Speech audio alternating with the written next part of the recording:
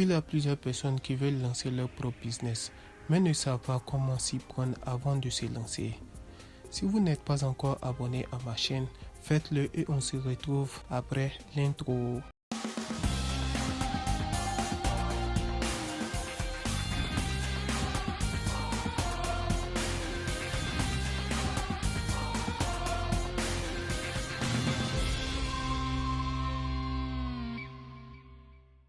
Salut à tous, c'est Ahmed Fadiya.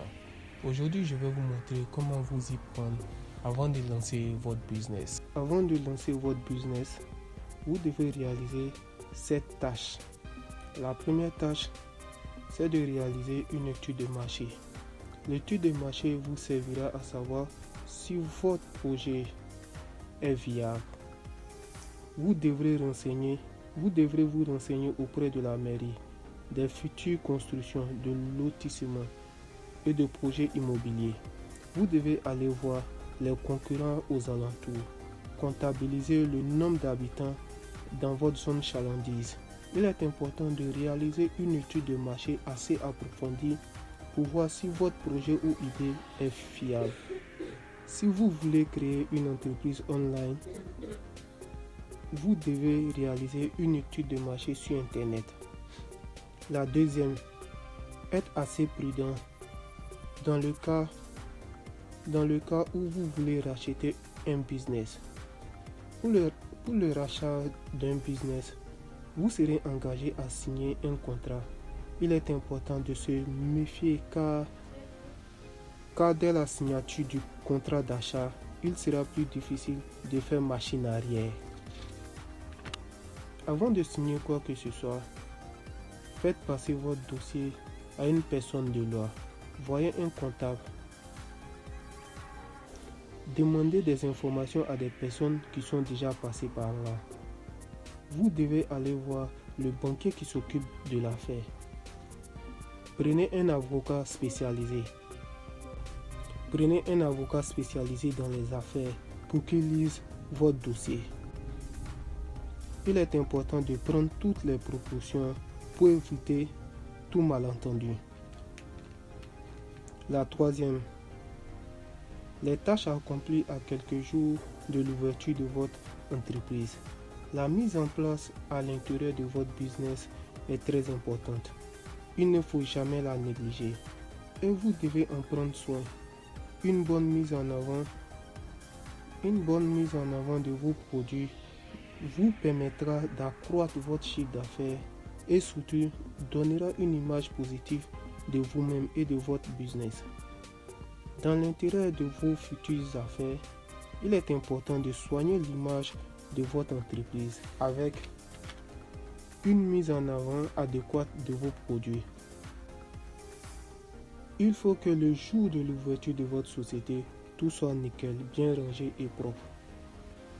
La quatrième, choisir le bon statut juridique pour votre business. Le choix du bon statut juridique vous permettra d'économiser de l'argent à un moment ou à un autre dans le temps. En suivant votre activité, votre croissance, vous devez opter pour un statut adapté à votre affaire. Vous pouvez demander l'aide d'un conseiller à la chambre de commerce et de l'industrie de votre localité ou éventuellement à un comptable.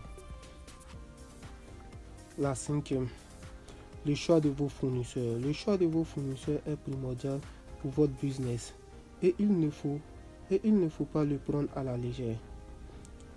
Il faut le choisir en fonction des prix et de la qualité des produits que vous voulez commercialiser, mais aussi examiner l'éventail des produits qu'ils vous proposent et les délais de livraison. La sixième, le choix de l'emplacement de votre future entreprise. L'emplacement de votre future entreprise sera encouragé par ceux qui se trouvent aux alentours.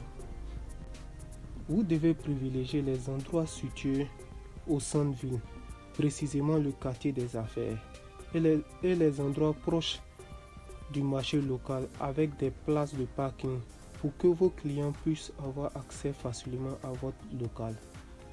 Les locaux situés à l'angle sont conseillés aussi car ils procurent une meilleure visibilité. Il faut aussi vérifier s'il va y avoir des constructions dans les mois ou années à venir. La septième, attirer la confiance de son banquier. Votre banquier est un businessman comme vous, à la seule différence qu'il travaille pour la banque. Il fait des affaires et doit limiter les risques. Alors s'il voit qu'il a affaire à une personne n'ayant pas assez d'argent ou pas suffisamment d'expérience, il ne prendra pas de risque. D'où l'utilité de la question: comment faire pour qu'il ait confiance en vous? Vous devez vous présenter avec votre plus beau costume. Si vous avez quelqu'un d'expérience comme un comptable, il peut vous accompagner. Cela sera beaucoup mieux pour vous.